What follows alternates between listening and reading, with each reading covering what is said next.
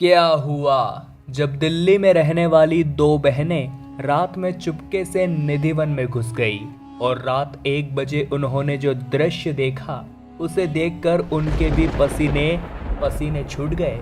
आखिर वो जिंदा भी बची या नहीं, इस रात से पर्दा उठेगा आज की इसी वीडियो में।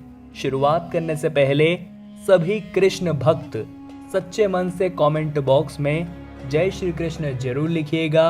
साथ ही हमारे चैनल को सब्सक्राइब करके बेल आइकन को भी जरूर प्रेस कर ले। दोस्तों, बात है सन 2002 दिल्ली के मुखर्जी नगर की।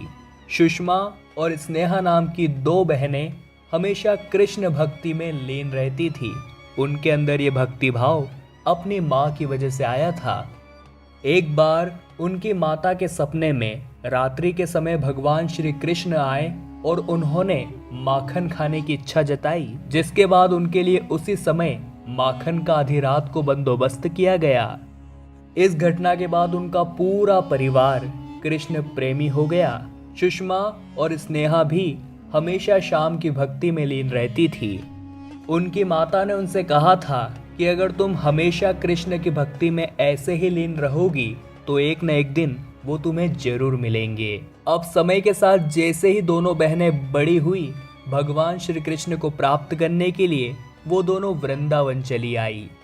वे दोनों वृंदावन के बांके बिहारी मंदिर पर पहुंची और पंडित जी से इच्छा जताई कि वो भगवान श्री कृष्ण को देखना चाहती है। जिसके बाद पंडित जी ने उन्हें बांके बिहारी के दर्शन कराए और ये कहा कि भगवान तो सर्वत्र है। तभी उस मंदिर के बाहर उन्हें एक व्यक्ति मिला जिसने उन्हें सलाह दी कि अगर तुम सचमुच में भगवान श्री कृष्ण को देखना चाहती हो तो तुम्हें रात्रि के समय चुपके से निधि वन में जाना होगा।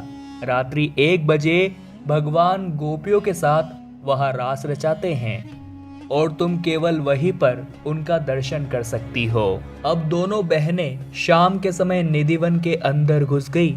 जब रात्रि का समय नजदीक आया तो सभी लोगों को आदेश दे दिए गए कि अब सभी लोग निधिवन से बाहर चले आए, क्योंकि उस समय अंदर रुकने की परमिशन किसी को नहीं होती। परंतु सुषमा और स्नेहा एक पेड़ के नीचे कहीं छुप गई, क्योंकि वो दोनों बहनें आज किसी भी हालत में भगवान श्री कृष्ण को देखना चाहती थी। अब जब रात की 1 बजी और उन दोनों बहनों ने जो दृश्य देखा उसे देखकर उनके भी होश उड़ गए। उन्होंने देखा कि निधिवन में जो भी पेड़ पौधे थे वो सभी गोपियों का आकार ले चुके थे और वहां पर स्वयं भगवान श्री कृष्ण प्रकट हुए थे, जो उन गोपियों के साथ रास लीला रचा रहे थे। दोनों ही बहनें भगवान श्री कृष्ण को देखकर भाव विभोर हो गई। उन्होंने भगवान से कहा कि अब आप हमें छोड़कर कहीं मत जाइएगा। तब भगवान श्री कृष्ण ने उन दोनों बहनों से कहा कि मैं हमेशा से ही तुम्हारे साथ हूँ, परंतु तुमने मुझे पहचानने में बहुत बड़ी गलती की है। जिसके बाद भगवान ने उन्हें एक दिव्य दृष्टि प्रदान की। जिसके बाद उन दोनों बहनों ने अपने आसपास मौजूद हर कण में भगवान श्री कृष्ण को देखा। उन्हें समझ आ गया था कि इस दुनिया में हर कहीं पर केवल श्री कृष्ण ही विराजमान हैं। वो दृश्य इतना चमत्कारिक था कि उन दोनों बहनों के पसीने छूटने लगे और वो उसी स्थान पर बेहोश हो गई। जब सुबह उन्हें होश आया तो वो वृंदावन की एक धर्मशाला में मौजूद थी। उन्होंने उठकर धर्मशाला के संस्थापक से सवाल किया कि आखिर हम यहाँ कैसे पहुँचे, हम तो रात्रि में निधिवन में थे।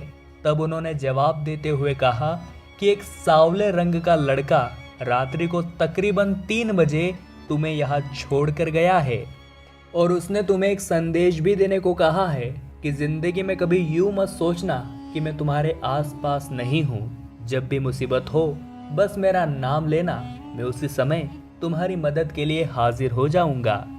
तब दोनों बहनें सुषमा और स्नेहा वहीं पर फूट फूट कर रोने लगी। असल मायने में उस दिन उन्होंने सचमुच में भगवान श्री कृष्ण को प्राप्त कर लिया था।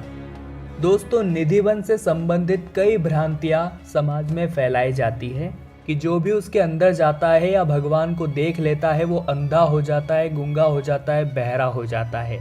परंतु भगवान अपने प्रिय भक्त को कभी ठेस नहीं पहुंचा सकते और ना ही उसका अहित कर सकते हैं, परंतु हमें भी चाहिए कि हम नियमों का पूरी तरह से पालन करें। और इस बात में कोई दोहराई नहीं है कि भगवान को देखने के लिए हमें दिव्य दृष्टि की आवश्यकता होती है।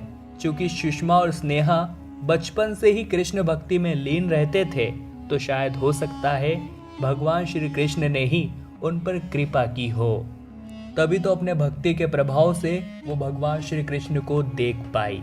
इस घटना को लेकर आपके क्या विचार है, नीचे कमेंट बॉक्स में जरूर बताइएगा। वीडियो को लाइक करके जल्दी से चैनल को सब्सक्राइब करके बेल आइकन को प्रेस कर लेंगे, ताकि आपको हमेशा ऐसी सत्य चमत्कारी घटनाएं देखने को मिलती रहें। अभी के लिए आप सभी को बहुत बहुत धन्यवाद।